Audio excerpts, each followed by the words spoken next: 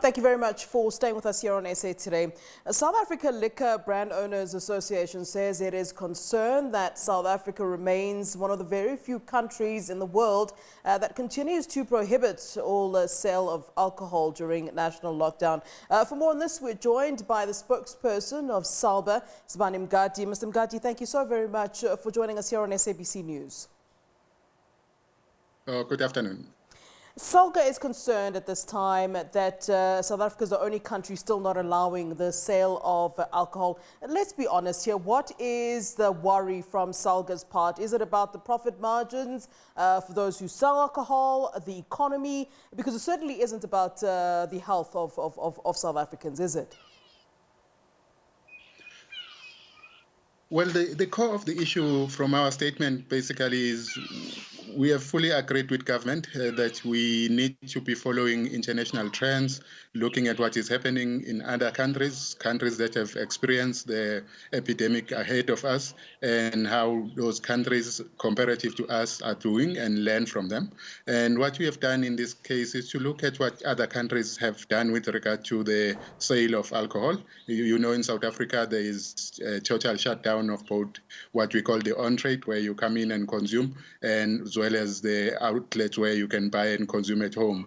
And when we looked at all of the markets, starting from the eastern side, looking at China and as well as India and Thailand, you find that those markets are allowing a certain degree of trade of alcohol. The biggest countries to come in actually was India, which came through on Sunday, as well as Thailand, which are two countries that initially followed our own approach in terms of banning alcohol altogether. And what is even more interesting is India. Continue, okay. Sir. Yeah, I was saying what is important probably is India as well, because what they've done is to look at various states. In our case, it's equivalent of a province.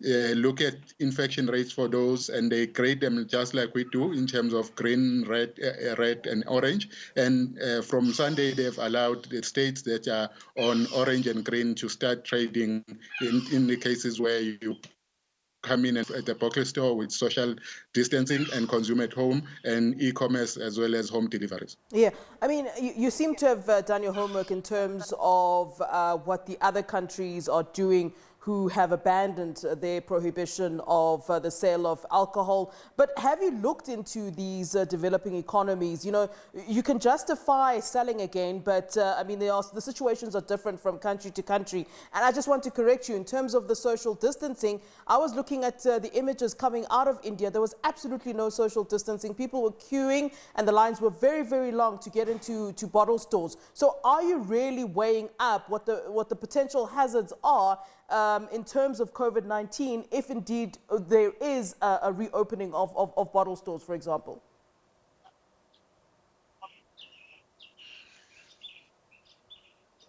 Okay, maybe let's clear one thing. We agree with the closure of what we call on-trade, which will be your bars, restaurants where you consume alcohol, as well as nightclub and that kind of spaces, because it's very difficult to implement social distancing at this point, level 4.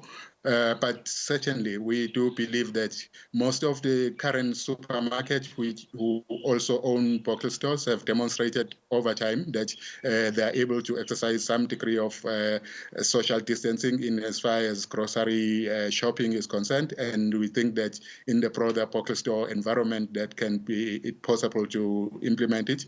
But also, we have home deliveries where people can order online or by telephone, and those are delivered at home, just like it's happening now with delivery of food. We think that that can be possible, and it's been done, and it's allowed for, and it should be possible to do it. And this is really creating space for people to be able to consume legitimate products. As you heard yesterday from the Commissioner of SARS, the reality of South Africa is that with the lockdown, yes, there are losses, significant losses of revenue from alcohol tax, but the reality is there is a booming illicit market out there, which is criminalizing our country and making money that should have gone to government, and also putting the lives of people at risk because those products are not known in terms of quality levels. Yeah, Mr. Mngadi, I just want to ask you, is SALBA aware? I mean, you know, you've spoken about perhaps bringing in or introducing delivery as some of us have sort of started to get online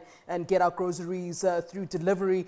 You know, if this was to happen, you would then be also faced with the issue of domestic violence, which, you know, I don't know if you're aware, but since lockdown, the numbers have increased exponentially, and they would probably increase even further should you then introduce the alcohol factor.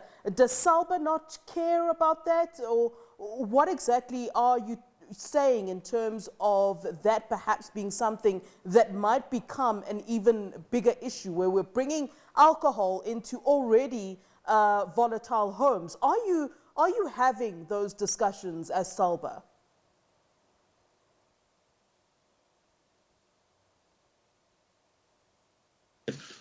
Okay, let me start from here. From this end, we got reports, which was in the newspaper, Northern Cape, a couple died as a result of consuming, according to the police, a home brew. So the reality is there's something happening there, and there's a market that is going to damage the lives of people in the first place. Now, the issue around whether people can consume responsible at home or not, it's something I think we need to focus on.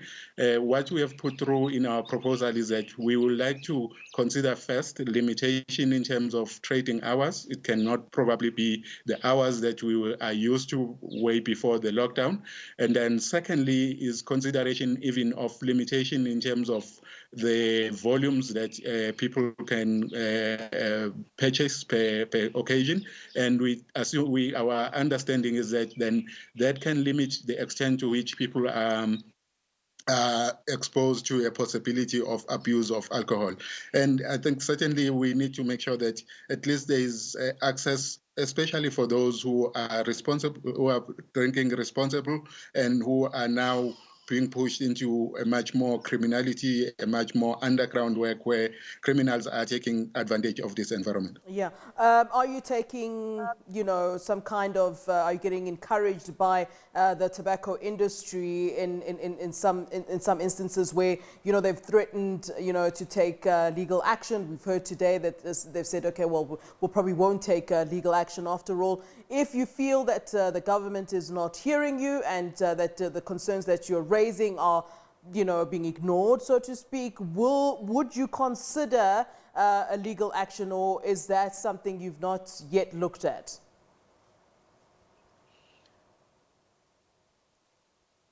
Well, firstly, let me express our full support for government response to the outbreak, and I think we have done very well as a country. There is communication from various platforms, and from our side, we haven't taken any decision to consider legal option at this stage. We believe that we have made honest and convincing submissions to government, and we are hoping that that is being fairly considered.